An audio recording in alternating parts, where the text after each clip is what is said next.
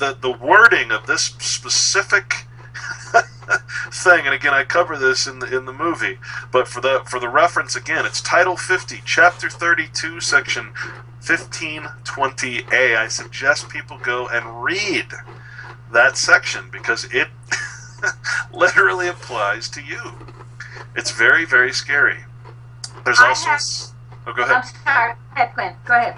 Well, I was going to say there's also a section on radiological dispersal devices, meaning just about anything that emits radiation, including the body scanners in the airports, and it does the same thing. It says the government cannot irradiate people, but the exception, it basically says that the radiological dispersal devices, including nuclear weapons or anything that emits radiation in a harmful way, it says that this law against it does not apply to conduct by or under the authority of the United States or any department or agency thereof, or B, conduct pursuant to the terms of a contract with the United States or any department or agency thereof. So any private corporation with a contract can literally irradiate anybody, any one of us at any time. That includes Raytheon, that includes Monsanto, all of these things. You see, the government is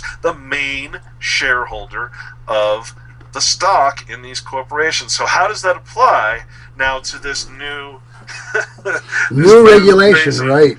Well, what it does is it says not only can it be based on contract, but now the secretaries of these 6 privileged departments can dictate the contract. Exactly. Pure, complete command economy, pure fascist economic structure.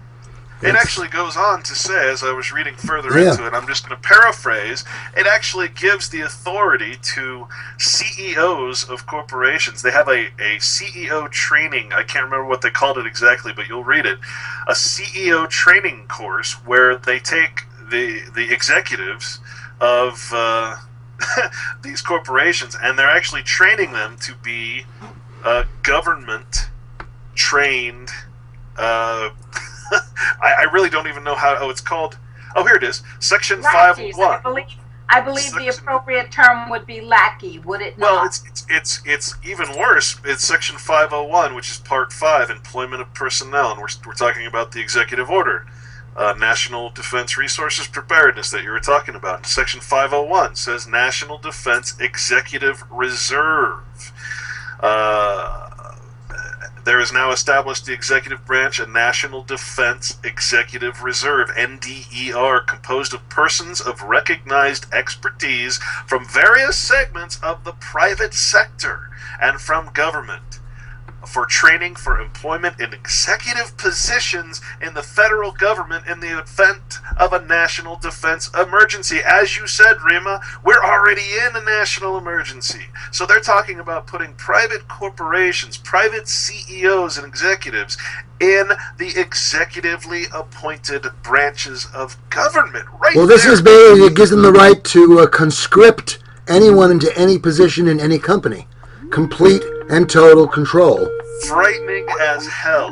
That's, if you ask my opinion. I've never really said this before, but this thing, as you guys were kind of alluding to, is a red alert for me. This is a massive. This thing really puts everything that they've been doing in the past. Wait. The sound disappeared again. So you said they're talking about taking CEOs of private corporations, and then you disappeared. So while we have you back, go for it again. Well, actually, Rima, it was you, I think, who disappeared. Luckily, the people who were listening probably heard it all. But yes, please, Clinton, please repeat that. It was a critical point. Section 501 in this executive order, National Defense Resources Preparedness, that you guys were talking about. Section 501, National Defense Executive Reserve, the NDER. There is established this NDER composed of persons recognized expertise from various segments of the private sector and from government, except federal employees or full-time federal employees, for training for employment in executive positions in the federal government in the event of a national emergency. And again, we've been in a state of national emergency since 1933, which bypasses the Constitution. We are in such trouble. And again, I'm raising a red flag, a big red alert here, because this executive order, you don't see many executive orders that are so detailed and enumerated in this way, with sections and letters and numbers and letters. This is a major, major play on the takeover and fascism, corporatism of what's happening. And this really just puts all of these past executive orders and everything else into one executive order. Basically, I'm thinking about Lego blocks. Yes. Remember Lego blocks. I have been saying for some years now, how come they keep passing the same law over and over? When they passed the Warren Commission Act that said you could lose your citizenship and be brought before a military tribunal with no habeas corpus rights on October 17th, 2006, and then they passed the same with the Patriot Act. They basically set the stage for the same thing. And then with the NDAA, they set it again. They keep passing the same law. They keep setting out the same edicts, imperial edicts from the Forbidden Palace. How come they keep doing that, I keep saying? And it's like building a house of Lego blocks. If somebody takes away one of the Lego blocks, the others remain. Exactly. Stands. Yes, exactly. Now I have with me in the office, from which apparently I periodically disappear, which is so interesting. I have two people who are listening avidly, one of whom has been chatting, and one of whom has been just sitting here with horror written all over his face. The first of those, the one of whom with horror written all over his face, is a man who has spent 32 years on active military duty, retiring as the head of the U.S. Army Intelligence and Security Command, INSCOM. That is General Gov't, the president of the Natural Solutions Foundation, a true patriot, the highest ranking oath keeper, oath taker.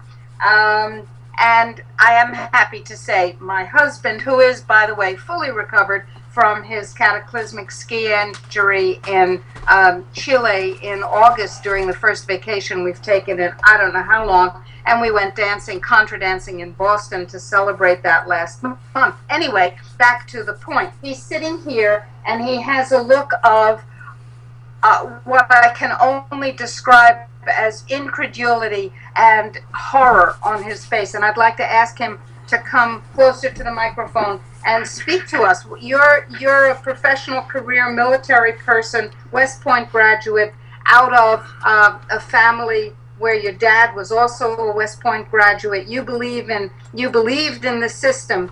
Tell us what's going on in your head and your heart right now, General Gov't. I don't call him General Gov't personally, but for the radio show I do. Well, good morning to everybody, and Clint, thank you very, very much for all of the information that you have been dispersing, because it is ultra, ultra important for everybody, not only the people who are listening, but all of the people that the listeners will tell, and the listeners will tell, so that the word begins to get out to everybody. And we will have a podcast. We're going to send out a special blast that people can forward with the audio file from this broadcast. But I also want to thank Sherry. I don't know whether Sherry's still there, no, but I thank her also publicly for all of the contribution that she's making in the research and development of frequency, so that you have protection for a number of different issues. Now, back to the main issue here. I listen with horror to what's happening, and it's not just today's broadcast. Clint, what you've done is bring it totally into focus. but I listen with horror to all of the things that the government is doing, which I spent my entire life defending against. You know, I believed in the Constitution, I still do, and I watch it go out the window, step by step by step. Oh, we don't need this anymore. And we throw a piece of the Constitution out the window because it doesn't match exactly where the corporations are trying to take the government to. And the Constitution is being totally dismantled. Your rights, your freedoms, your take freedom of speech. How many times have we been knocked off the net today because we were talking the truth to everybody and trying to get the truth out? Suddenly you can't be heard because somebody doesn't like what we're saying. Well, as I shudder at what's happening and knowing that the key to keeping us in place are all of these national security memorandums and laws and regulations that allow the government to essentially do what the government wants to do.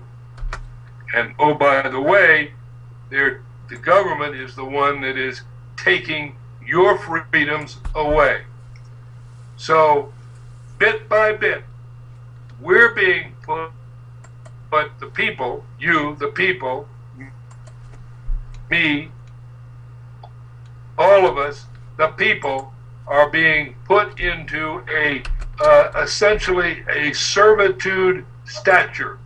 National emergencies are more important. Therefore, your rights are no longer important. And out the window they go. Go back to 9/11. 9/11 occurred, and suddenly the United States could not wait to go to war. The president at the time, President Bush, couldn't wait to get us into war in Iraq. Yet, why were we in such a rush to go to war? Because war should be the last choice. Well, that's exactly what's happening now. We're going into using the same regulations that allowed us to go to war immediately. We're using those same things to allow you to become slaves.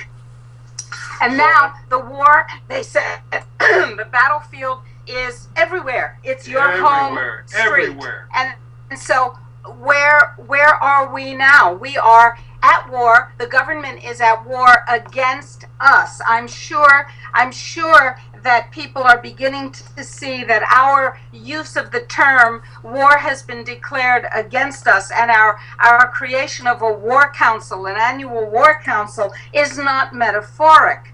And it's time to wake up. Clint, what do you think about this? I think you're yes, it's an honor, sir, to have you in our presence. Thank you. I will say this though. You're absolutely correct, except in your terminology, because war is a specific thing that is generally, or used to be generally, declared by Congress. And at this point, because of these executive orders, right, there is no war. We've not actually had a declared war since 1940.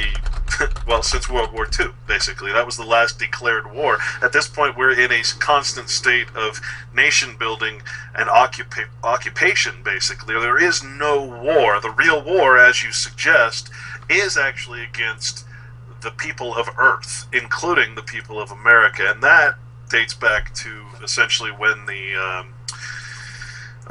war powers was changed, and when enemies of the state were changed to the not just actually changed to the persons of the United States, as opposed to people that were not United States citizens. It's now United States citizens as well. What I really want to do, though, is to make people understand because this has been a very hard thing for me to break free of, which is the conditioning that we've all gone through that says that the Constitution, since we've been alive, has been the law of the land, and it just unfortunately isn't the case, and that's the hardest thing to break free of.